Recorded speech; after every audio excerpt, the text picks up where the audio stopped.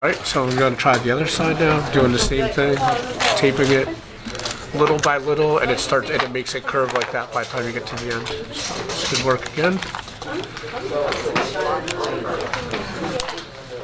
Like I said, I think when we do it when you guys do it, I'm going to only have masking tape, but it's not that big of a deal.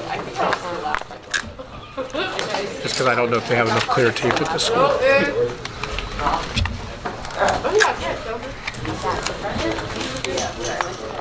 And I keep doing my thoughts.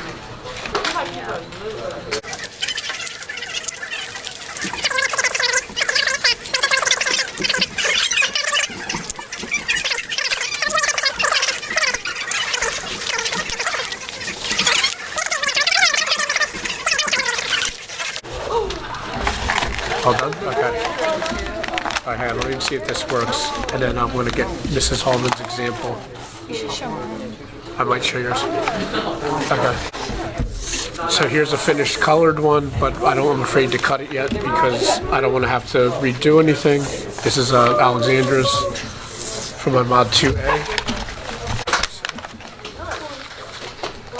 There we go.